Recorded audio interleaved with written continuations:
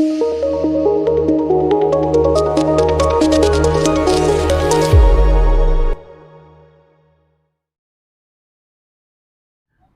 व हज़रात, इससे पहले कि मैं वीडियो का आगाज़ करूं, आपसे गुजारिश है कि page two with Sohail Mehdi को सब्सक्राइब करें, लाइक करें और बेल आइकॉन को ज़रूर पुश करें। मुझे मुल्क का मुहाफ़िज़ बनाया गया है और मुझे किसी और ओहदे की ख्वाहिश नहीं है। जनरल आसिम मुनीर। इसके अलावा उन्होंने कहा कि पाकिस्तान के पास नायाब ख़जाने हैं और हम पाकिस्तान का कर्ज़ा उतार देंगे और अनक़रीब पाकिस्तान दुनिया के खुशहाल ममालिक में उसका शुमार हो जाएगा। मेरा ख़्याल है कि ये मुकम्मल बात नहीं। किसी मुल्क के लिए कुछ और भी लवाज़मात ज़रूरी हैं, खाली खुशहाल होना ही नहीं। मैं इस बयान को इसलिए दुरुस्त समझता हूँ, इसलिए मैं इस पे बात कर रहा हूँ कि ये तहरीर जो सोहेल वेड़ाइच ने जंग में लिखी, इसकी तरदीद नहीं हुई।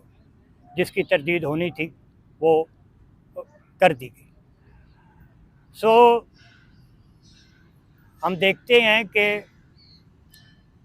दुनिया के बहुत सारे ममालिक में, ख़ित्तों में, सेंट्रल एशिया में, वस्त एशिया में, अफ्रीका में ऐसे ममालिक हैं जहाँ ये कीमती ख़जाने मौजूद हैं, धातें मौजूद हैं, पत्थर मौजूद हैं, लेकिन वहाँ के हालात तो अच्छे नहीं हैं। वहाँ तो लोग गुर्बत से दो चार हैं, बड़ी मायूसी की ज़िंदगी है, बुनियादी ज़रूरतों से महरूम है। दुनिया में उनकी कोई हैसियत नहीं है, कोई उनको नोटिस नहीं करता।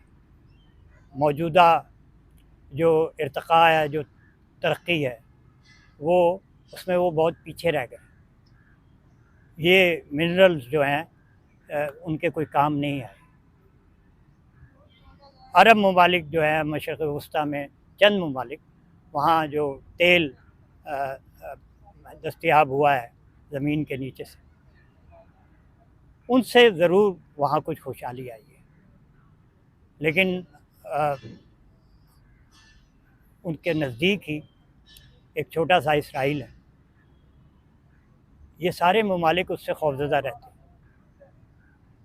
वो इनके इलाक़ों पे कब्ज़ा कर लेता है, ये उससे इलाक़े खाली नहीं करवा सकते। वो इनको ब्लैकमेल करता है, ये उनसे डरते हैं। लेकिन ऐसा क्यों?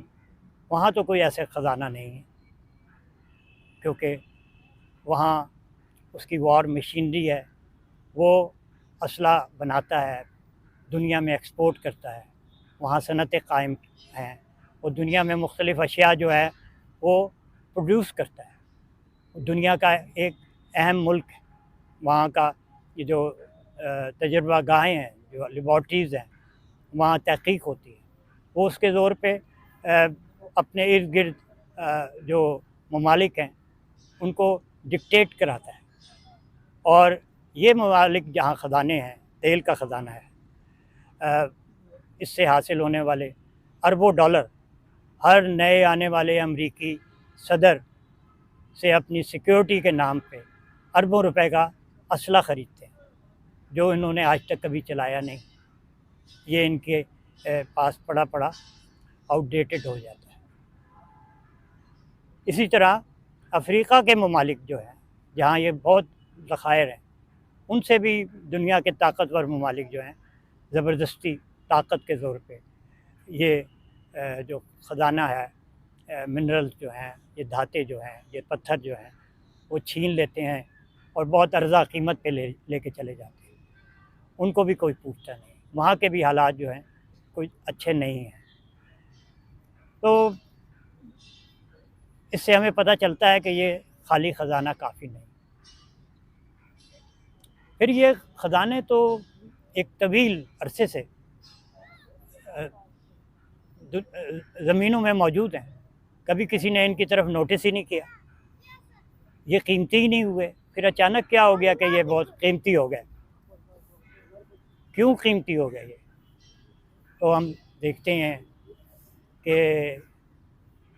एक तवील अरसे सदियों का सफ़र है, इर्तक़ा है, लेकिन मॉडर्न जो तहक़ीक़ थी, जो दुनिया की 10 गाँवों में लोगों ने तालीमी इदारे बनाए, यूनिवर्सिटीज़ बनाई, कॉलेजेस बनाए और लेबॉर्ट्रीज़ बनाई, जहाँ एक तहक़ीक़ के ज़रिए, जो इल्म के ज़रिए जो ख़जाना हासिल किया दुनिया ने, उसके ज़रिए आज की जो मॉडर्न दुनिया है उसकी तख्लीक़ हुई। हम ज़रई दौर से निकल के सनती दौर में दाखिल हुए, फिर हाई टेक में गए और फिर आज हम जो है एआई के दौर में दाखिल हो गए। दुनिया रिपोर्ट्स बना रही है, दुनिया चाँद से आगे मरीख़ पे पहुँची और आज मरीख़ से आगे जा रही है, उसकी तैयारी में है। ज़मीन की पाताल में नीचे चले गए जहाँ मुमकिन नहीं था, वहाँ से ख़जाने जो हैं उन्होंने दरियाफ़्त किए। तो ये सब कुछ कैसे हुआ? ये वो ख़जाना था इल्म का, जिसके ज़ोर पे हमने जो रॉकेट्स बनाए, जो हमने एक दुनिया तख्लीक़ की, वो आज ये पत्थर इस वजह से अहम हुए क्योंकि ये इन जो इजादात हैं इसमें इस्तेमाल आज हो रहे हैं।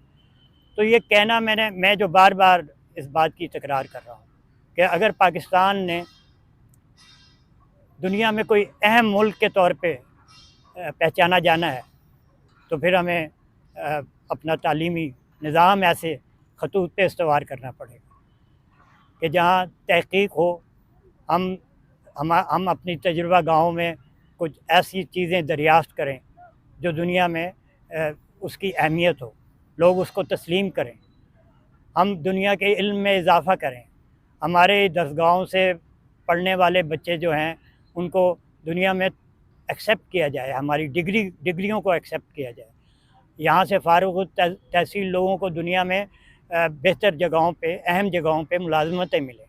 और ये उस वक्त होगा जब एक ऐसा तालीमी निज़ाम हम मुरतब देंगे जो साइंसी बुनियादों पे होगा।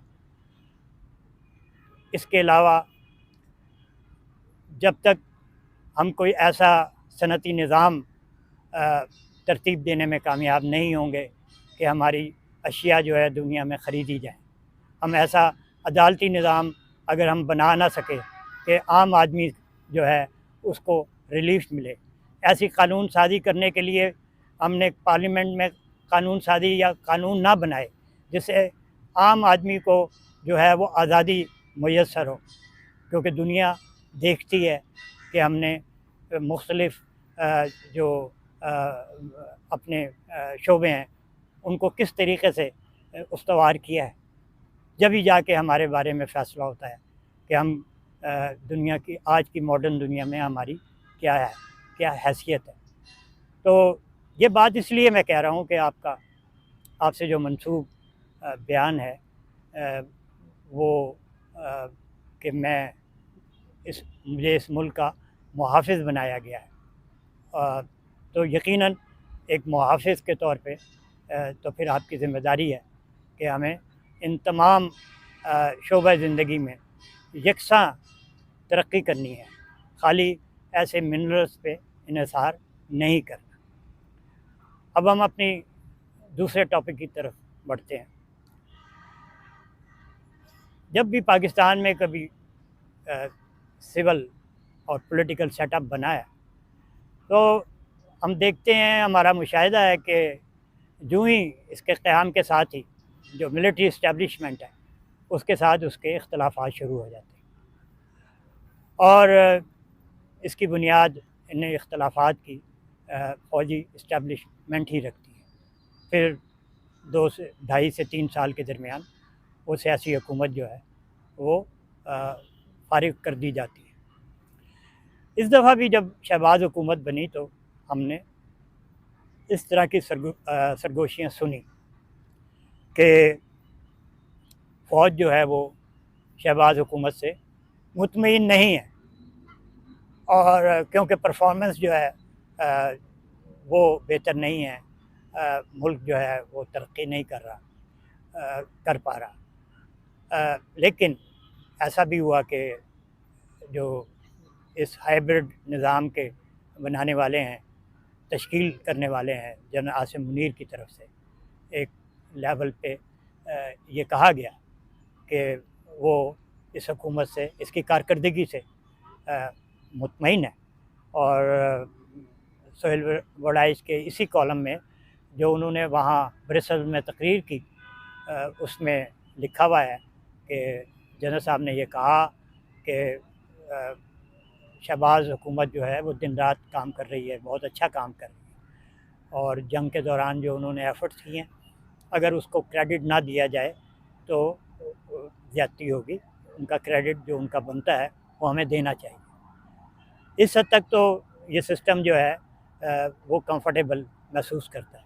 लेकिन एक दिलचस्प बात है कि इस हाइब्रिड एक जो इत्तेहादी हुकूमत है, इसका जो इत्तेहादी पीपल्स पार्टी है, इससे फ़ौज की जो इख्तलाफात हैं या तज़ादात हैं वो नज़र आ रहे हैं।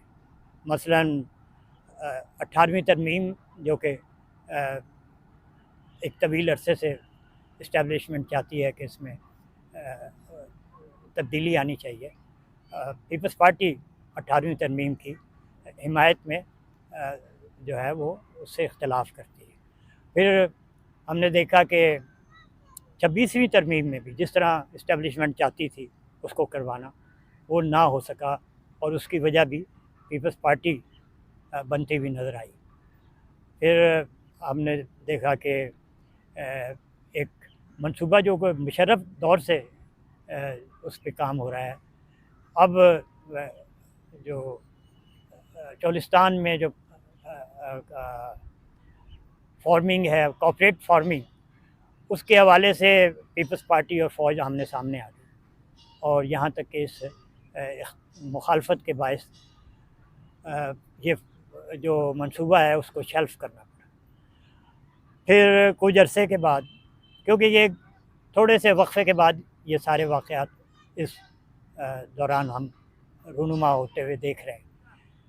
फिर एक जो एजाज़ सैयद साहब की एक ख़बर चली, जिसमें सदारत में तब्दीली और आसिम मुनीर, सदारत में तब्दीली की बात की गई। फिर ये ख्याल किया गया कि, और इस पर बड़ी बहस हुई, और मैंने भी इस पर व्लॉग किया, जिसमें ये कहा कि सदारत जो है वो आसिम मुनीर जो है बैरिस्टर सदर चाहते हैं, बनना चाहते हैं। तो ये भी एक ये बहस पीपल्स पार्टी और फ़ौज के दरमियान हुई, और ये इतनी हो गई कि इकोनॉमिस्ट में एक मजमून फिर इस पे छपा, तो ISPR को आके वजाहत करनी पड़ी कि ऐसी कोई बात नहीं है। मैंने इब्तदाई जो जुमले कहे जिसमें आसिफ मुनीर साहब से मंसूब कि मुझे कोई और ओहदे की ख्वाहिश नहीं है, वो भी इसी तनाजुर में कहा गया। फिर इन दिनों 2-4 दिन पहले एक पता नहीं कहाँ से एक ख़बर आई, और उस पर गुफ्तगू शुरू हो गई कि पाकिस्तान में 12 सूबे जो हैं वो होने चाहिए। ये 4 सूबे जो हैं वो काबिल अमल नहीं है।